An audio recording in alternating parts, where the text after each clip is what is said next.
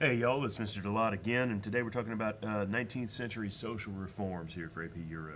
We're going to get into the development of some mass political parties and the Whigs and the Tories in Britain and everything, as well as philanthropy and social reform movements and laws that get passed in the middle of the 19th century and the second half of the 19th century. So here we go. First off, again, a lot of this is a consequence of better industrial revolution technology and higher education levels and everything, standard of living going up. Like all of that has been going on throughout the entirety of the 19th century. Social mobility is going up. And so people want political power, right? Like the middle class especially is getting bigger, and they want a political strength to match the new economic power that they've gotten, right? Especially with the expansion of suffrage to the lower classes and everything. All having at least some impact in this. Now that they are getting more money, they want to be able to vote, they want to be able to participate. When we get into this, we need to define the differences between liberal and conservative politics, right? In general, conservatives tend to favor the status quo. So if you have something called like the Conservative Party, it's going to want things to kind of stay the same relative people be in charge of things that have always been in charge of stuff, whereas liberal parties want more suffrage, more reform to challenge the standing hierarchy. Also, there's a big movement here with labor unions too, becoming more politically active and even maybe forming their own parties. And in England specifically, we'll see this. We'll have the Conservative Party, the Liberal Party, and then the rise of the Labour Party by the turn of the century in the 1900s. So, the Conservative Party first. These are the Tories. We've talked about them before. Generally, these guys are wealthy landowners. They have the same interests as the wealthy landowners. The power of the nobility and the rich is what they want. They want more power for the king initially, and then more power for groups like the House of Lords and the rich later on. The most significant Tory or conservative prime minister is going to be Benjamin Disraeli throughout the middle and end of the 1800s.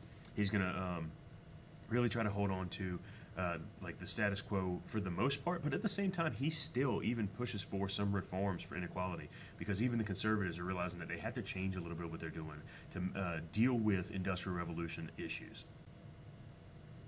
Like the national education system, that's a Disraeli thing that he pushes for. Secret ballots to help with political corruption, that's Disraeli. But Labor isn't going to be satisfied with this. It's not enough of a change. On the other side, the Liberal Party, this is the big source of opposition to the Conservatives, at least until 1918, and they supported a lot of reforms as well. Education system and secret ballot that we were talking about a second ago. And while with Disraeli, that was a brilliant move to support those things to try and get some like a wider range of voters to the Conservatives. The Liberals have stood for this the entire time. Okay, and again, Labor is not going to be satisfied with the changes that the Liberals are making. Okay. Labor, the third option, is going to be by far the most radical. They really pop up after 1900 because the Liberals won't support more radical candidates, and the Conservatives, while they do make some reforms, don't do nearly enough for the labor movement to satisfy everybody. And at the beginning, Labor was mostly trying to just take down the Conservatives, and they had kind of an informal like handshake agreement with the Liberal Party not to oppose each other because they did have a lot of similar goals and ideology, but after World War I, the Labour Party in Britain gets a lot more organized and eventually replaces the Liberals as the second party. And so right now, even today, it's the Conservative Party and the Labour Party in Britain. They're the main two. Anyway, shifting gears for a second into France, we're going to talk about what's going on over there. And France is still pretty much a disaster. They've never really resolved their political problems after the Revolution and after Napoleon. There's still major issues through all the second and third revolutions that we talked about. Right, 1830, 1848, other smaller revolutions and rebellions in between. And that 1830 French Revolution, the July Revolution, did implement some reforms, right? They tried to limit the power of the monarchy at least a little bit. It was supposed to be a constitutional monarchy under Louis Philippe, the Citizen King, with greater voting rights. But remember, that doesn't mean that everybody gets to vote. It's not universal suffrage. And so there's a lot of people that are still unsatisfied with the French political system as well. There's also some general strife between conservative monarchists that want everything to stay the same versus socialists and liberals and stuff that are trying to expand workers' rights, trying to expand democracy. And those unresolved issues are what ultimately lead to the Revolution of 1848 in France as well, where the government collapses because of the riots after that happened after they try to limit the rights of the lower class, and Louis Philippe isn't delivering on all the liberal promises that he's made. And ultimately, after Louis Philippe fails to form like a functioning government over several days, they overthrow the monarchy and establish the Second French Republic, We already talked about the election of Louis Napoleon Bonaparte as president, because there's a bunch of Bonapartists that get elected to the French Assembly, and he decides that, hey, maybe I have a chance to become the president of France, and then immediately off the bat they call him Prince President, which is a little bit of foreshadowing that he's never really going to be a truly democratic leader. And he does kind of, make reforms and give into universal male suffrage and everything for the 4 years that he's president. But remember, in 1852, at the end of his term, because he's term limited, he just stages a coup, takes over the government, has a plebiscite, and declares himself emperor again. Napoleon III now. And again, he's trying to recreate what Napoleon I did with that soft despotism, that kind of enlightened absolutism again. And I mean, he did make some reforms. Napoleon III grants universal male suffrage because he already had a lot of support and he was trying to get more and leverage even more power to the executive, just like his uncle had. And right before he declares himself emperor, he really starts playing on the fears that the conservatives and middle class had of working class power, some of the more radical elements, before he declares himself emperor, because he's got to create that us versus them mentality, right? That you either make me emperor or let the peasants take control of everything. Let the radicals take over and have another reign of terror, right? And ultimately, Louis Napoleon as president has a lot of sweeping executive power already, and it's not that hard for him to seize control of the rest of the government. And when he does that, when he declares himself emperor, he does ultimately end up taking more and more power and becoming increasingly authoritarian without the same liberal reforms as the first Napoleon.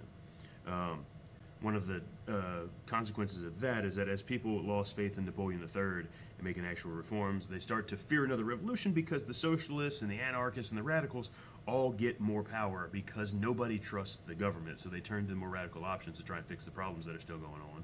And because they're worried about a revolution after 1860, Napoleon III starts implementing more liberal reforms, which is trying to quiet some of the unrest, but ultimately it doesn't work.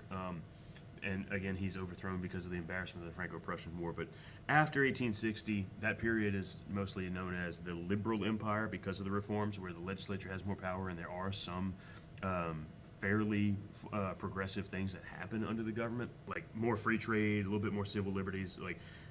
But all that boils back down to he is still the emperor, right? All of the governmental power, all the political power is still being kept by Napoleon III. And so there's still some unrest, which is what leads to the Franco-Prussian War. All those reforms simply aren't enough. There's a lot of unrest threatening Napoleon III's government. He needs some sort of outside threat, some sort of external enemy to bring the people together and rally them under his banner. And he needs a distraction from what's going on in his government, and that's why he's ready to jump into a war with Prussia, even though it's really Otto von Bismarck manipulating Napoleon III into declaring war. He's ready for it. He accepts it willingly because he's trying to distract the people from the problems. And it's just a grossly incompetent move by Napoleon III. It leads to a really embarrassing defeat in the war overall, and specifically at the Battle of Sedan, where Napoleon III himself is captured along with most of his government and his entire army by the Prussians. And when that happens, of course, the people decide to just overthrow him again. The Third French Republic is going to be established in 1871 in response to calls for a liberal constitution, Napoleon III's abdication. They make a new government with, again, more promises of reform. And if you want to look at the depths that people are willing to go to, the lengths that people are willing to go to make reforms happen when things are bad, when the government is incompetent, you just have to look at the Paris Commune that happens during the Franco-Prussian War. This is 1870 and 71, a bunch of Paris workers and socialists and anarchists, they all were worried that the Third Republic was going to be way too conservative. It was going to be too much of a pushback on the chaos and everything from earlier, and it was going to be just like the 1848 Constitution, where they give too much power to a president who just take over the government, right? So what do you do when you're upset with the government in Paris? You barricade the streets, right? That's just what you do. And they declare the Paris Commune and demand reforms in education and voting and welfare and women's rights and all these same liberal reforms that people have been trying to get the whole time. But then they immediately get violent. They call these guys the communards because they are basically communists, okay? But they start murdering people. They kill 2 really prominent French generals, and generally they just refuse to accept the new government's authority, saying that they're going to take over Paris and make France a communist paradise. And they managed to take control of the city. They governed Paris more or less independently for a couple of months, and they shut down everything, schools, churches, government offices, all of that. They execute the Archbishop of Paris. Things get real bad for a little while. And when the cops and the army start to come in and try and deal with this, it leads to a lot of really bloody, like house-to-house fighting, street-to-street fighting. There's at minimum 15,000 deaths during all of this. And the commune is defeated, but it shows, one, that the violence isn't over, and two, that people are still desperate. People are still upset. They're still discontented. And it's going to inspire later revolts of workers, especially in Russia. Like the Russian Revolution, the Communist Revolution there, draw a lot of inspiration from the Paris Commune, which fails, but has a lot of influence later on. Now, last quick thing for France. Women's rights in France, remember, they're slower to emerge than a lot of other places in Europe. If you remember talking about Olympe de Gouges back in the French Revolution, calling for equal voting rights and everything. Back in the day, Flora Tristan, we've already talked about, right? France lags behind countries like the United States and Britain, and France doesn't give women the right to vote until 1946, right, after World War II. But they have arguments still happening. Like Flora Tristan publishes the Workers' Union in 1843, where she's arguing for a union of men and women, not just men, to fight for things like workers' rights and everything. And that naturally, because of that, women's suffrage and other like women's equality is going to happen as a result of the women pushing for other social changes equally with the men. Now, real quick, social democracy in Germany and Russia.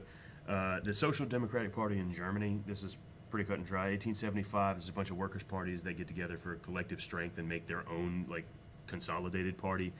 And generally, the Social Democrats tried to achieve socialist goals, but instead of doing it through like violence and revolution, the way that like some people have tried to do, like the Paris Commune or like Marx said they needed to do, they want to achieve all these reforms through politics, through peaceful and legal means rather than through violence. And that therefore makes it much more acceptable to the conservatives and much more effective. Like they get a lot of changes because they're doing it the right way. That doesn't stop the party from getting banned for about 12 years, from 1878 to 1890, because the conservatives were scared of them. But they stayed popular. I mean, the SDP in Germany still exists today, and it's specifically under Wilhelm II that they start to give in. The German government starts to give in to some of the liberal reforms that they're calling for. And the big deal with this is that it proves that you can have social change and things can get better without a revolution. So it proves Marx wrong. You do not need to violently overthrow the whole system in order to make life better for the workers. Now, Russia's Social Democratic Party starts a little bit later than the German one, 1898, and is split. Well, there's the bell, sorry. Anyway, the Russian Social Democratic Party is split into a bunch of different factions that all disagree on how they need to do what they're doing. That's how you get the Bolsheviks and the Mensheviks. The Mensheviks just literally means like the minority party. And the Mensheviks tended to be more moderate, whereas the Bolsheviks were much more radical, like communists. The Mensheviks want to focus on unions and legal political action, kind of like the German version of social democracy, whereas the Bolsheviks are the ones that want a revolution. And it's the Bolsheviks that come in under Lenin and essentially stage a coup where they purge the Mensheviks by 1921, take over the Russian government, and establish the Soviet Union. Anyway, they're the ones that kill the royal family and cause all the violence. Anyway, so when we talk about social reform and how to like fix problems with the Industrial Revolution and poverty and stuff like that, I mean, the most direct and I guess obvious way to do this is with charity, right? Philanthropy. And they're trying to address and help with like the inequalities and poverty and misery and stuff. And there's some organizations that pop up with this, right? Like most of which are part of the social gospel movement, which happens in the United States and Europe. This is where you get things like Andrew Carnegie's Gospel of Wealth, settlement houses, that kind of stuff, the Salvation Army, right? And they focus on two things. One is improving social conditions, right? And the second one is salvation, right? Because they're almost all Christian charity groups, right? That if they're going to help you, you also have to get churched up a little bit. They're going to read you the Bible. And they thought that feeding the hungry and housing homeless people and stuff like that would expand Christianity. And that's also why a lot of these charitable organizations also go hand in hand with at least some form of like education, more or less, like Sunday school type stuff, like teaching people how to read, that sort of thing. And hand in hand with that is going to be the temperance movement, which is a big part of the women's movement in the Western world, Europe and the U.S. And temperance is basically just them trying to get rid of alcohol. They're blaming pretty much all of society's problems on drunkenness, whether it's spousal abuse, factory accidents, poverty. All of this stuff gets blamed on alcohol. And the temperance movement never actually achieves its aims in Europe, but they do get things like liquor taxes. In the United States is where you see it lead to things like prohibition, but Europe doesn't really do that.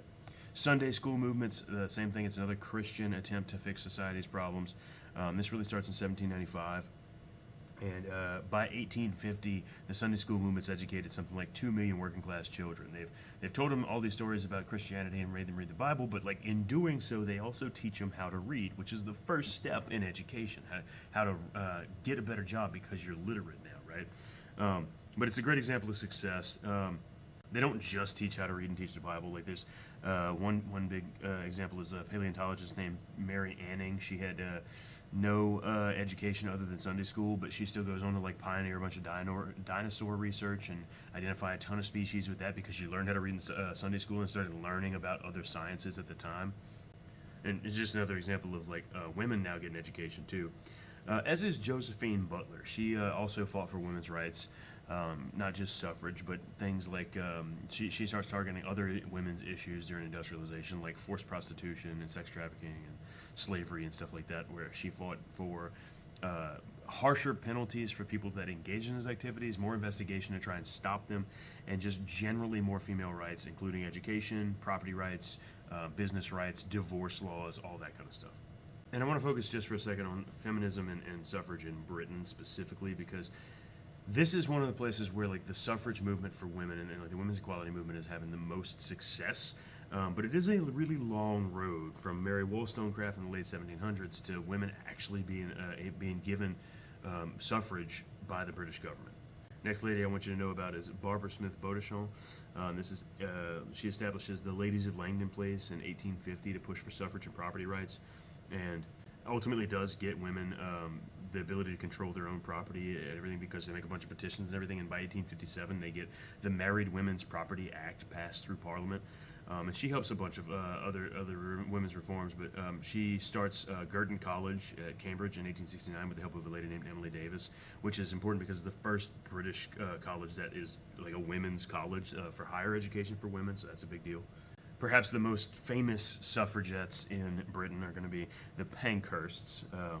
They build on Flora Tristan and the Seneca Falls Convention and everything to make definitely the strongest British suffragists. It's mostly Emmeline Pankhurst and her daughters, Christabel, Adela, and Sybil, that form the Women's Social and Political Union, or WSPU, that have massive rallies of hundreds of thousands of women pushing for suffrage. And 500,000 women end up having a rally in Hyde Park, London, where they had that London Exposition, to demand suffrage. This is in June of 1908. And people are upset by this. The cops show up and a mob kind of forms that is an anti-suffrage rally that physically attacks the crowd. The Pankhursts are pretty much all arrested, and what the suffragettes, when they get attacked and they get arrested, when they go to jail, their big response here is going to be hunger strikes. Like, I'm just going to sit here and I'll starve myself to death because this law is unjust.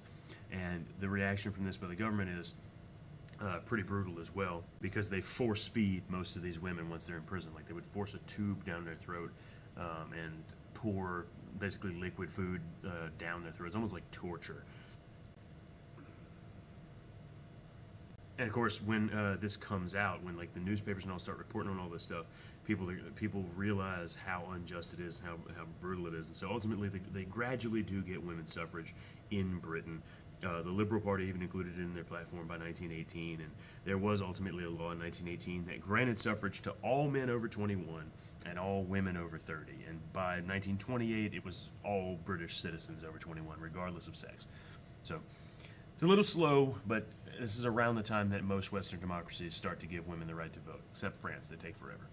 But it's after World War I that women get suffrage. In France, it's not until after World War II.